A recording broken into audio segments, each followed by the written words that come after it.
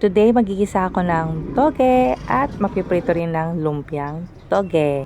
Siyempre, hindi mawawala ang toko sa aking ingredients. I-set aside muna natin to habang magigisa tayo ng bawang at sibuyas. And ilagay natin ang baboy. Timplahan natin ng patis at toyo. Hayaan kumulo. Lagyan ng tubig. Takpan natin. Saka natin ilagay ang gulay pag malambot na ang baboy. Ayan. Then, lagyan natin ang mga carrots. At ilagay na rin natin ang tofu. Ilagay natin ang pampalasa. Pamintang durog.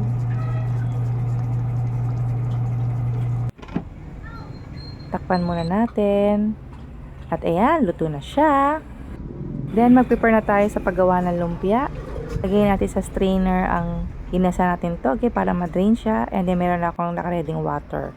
So, gagamit ako ng 2 balot ng lumpia.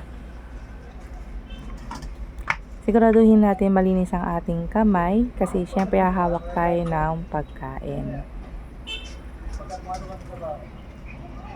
Ayan. Huwag masyado madami para hindi masira ang balot.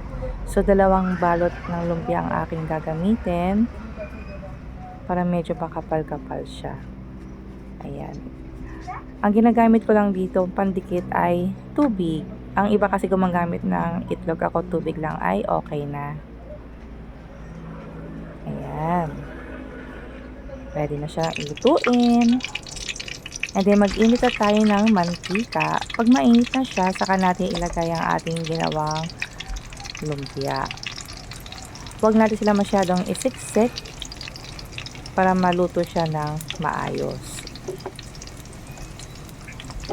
Then, takpan natin para mabilis siyang maluto. Ayan. Luto na siya. Tara, kain tayo!